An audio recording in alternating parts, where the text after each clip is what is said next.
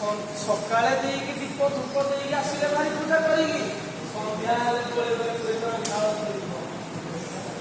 ଠାକୁରଙ୍କୁ କଣ ଦେଲେ ଆପଣ ଭାବୁଛନ୍ତି?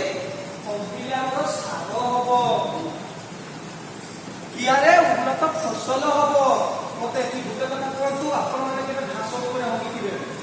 ହଗିଲା ପରେ ଦିନେ ପରେ ଦେଖିଥିବେ ସେ ଘାସ ହଳଦିଆ ହେଇକି ଥାଏ, କେବେ ବି ଉଠି ନଥାଏ, ସେ ହଳଦିଆ ହେଇକି ପାଚି ଯାଇଥାଏ। ମୁହଁରେ ଆଗେ ସାର ନାହିଁ,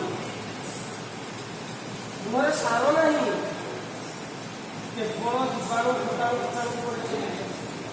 ତ ମତେ ଚିନ୍ତା କରନ୍ତୁ, ଏବେ ଯୋଉ ଭଉଣୀ ପୂଜା କରିକି ମୁଖ୍ୟମନ୍ତ୍ରୀ କରିକି ଆସିଲେ, ଏବେ ତ ଯାଇକି ହଗିକି ଆସିଲେ, ଠାକୁର କଣ ଦେବେ?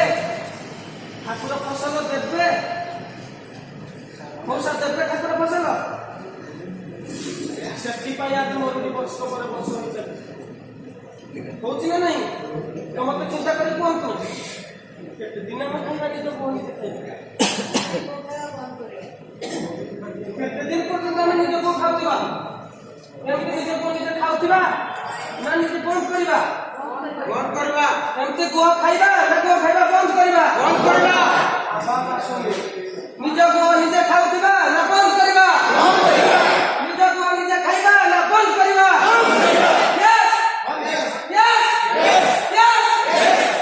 ଭାଇ ଆମେ କେମିତି ବନ୍ଦ କରିବା ଟିକେ ଜାଣିବୁ।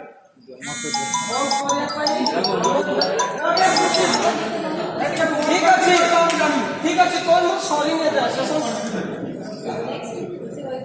ତମେ ସେ ଯୋଉଟା କହିଲେ ତମେ ତା ଉପରେ ଯିବ। ঠিক আছে ଆମର କେମିତି ବନ୍ଦ କରିବା ସେଟା ଉନ୍ନତ ଷ୍ଟାଇଲରେ ଆହୁରି ମଜାଦାର ନେଇକି ଆମର ବିଷୟ ଅଛନ୍ତି ସେଟା ଓକେ।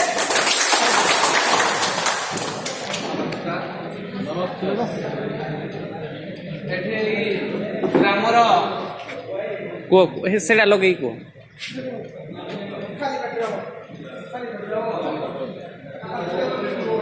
ଏଠି ଏଇ ଆମ ଗ୍ରାମର ସମସ୍ତ ଗ୍ରାମବାସୀମାନଙ୍କୁ ମୋ ନମସ୍କାର ଏବଂ ଟିକେ ଅତି ପରିତାପର ବିଷୟ ଯେ ଆପଣମାନେ କି ଦାନ୍ତ ଦେଖାଇ ଆମର ଭାଇମାନେ ଯୋଉ କହୁଥିଲେ ଅତି ଲଜ୍ଜାଜନକ ଜିନିଷ ଯେ ଆପଣମାନେ ଯୋଉ କଥା ଦେଖୁଥିଲେ ହସୁଥିଲେ ମତେ ଭାରି ଦୁଃଖ ଲାଗୁଥିଲା। କାରଣ ଏଇ ଗୃହ ଇଞ୍ଜିନିୟର ହେଇ ଆମେ ବାହାରିଲା ପରେ ଆମକୁ ଏମିତି ଲାଗୁଛି ଆଜ୍ଞା ଯୋଉଠି ଆମେ ଦେଖିଲେ କୋଉଠି ଗ୍ଲାସଟେ ଆଜି ଆମେ ଗାଡିରେ ଆସିଥାଉ ବିଭିନ୍ନ ଜିନିଷ ଦେଖୁଥାଉ ଆଜ୍ଞା ଭାରି ଆମକୁ ଖରାପ ଲାଗୁଥାଏ। କିନ୍ତୁ ଏଇ ମଣିଷ ଆପଣମାନେ ସବୁ ମଣିଷ, ମୁଁ ବି ମଣିଷ। ଏଇ ଆଦିମ କାଳରୁ ଯେତେବେଳେ ମଣିଷଟି ଆଜି ସୃଷ୍ଟି ହେଇଛି ଆଦିମ କାଳରୁ ଏଇ ମଣିଷ ସୃଷ୍ଟି ହେଲା ପରେ ଏଇ ମଣିଷ ଆଜି 3 ଷ୍ଟାର ବିଲ୍ଡିଂ ଷ୍ଟାର୍ଟ କରିଛି, 2 ଷ୍ଟାରରେ ରହୁଛି। କିନ୍ତୁ ଆଜ୍ଞା ଅତି ଲଜ୍ଜାଜନକ ବିଷୟ ସେ ନିଜେ ଝାଡା ଯିବା ପାଇଁ ତାର ଗୋଟେ ପାଇଖାନା ନିର୍ମାଣ କରିପାରିନି। ସେଇ ପାଇଖାନା ନିର୍ମାଣ କରିବା ପାଇଁ ସେ ଲକ୍ଷ୍ୟ କରିଛି ସରକାର କେମିତି 12,000 ଦେଲେ ମୁଁ ମୋର ପାଇଖାନା ନିର୍ମାଣ କରିବି।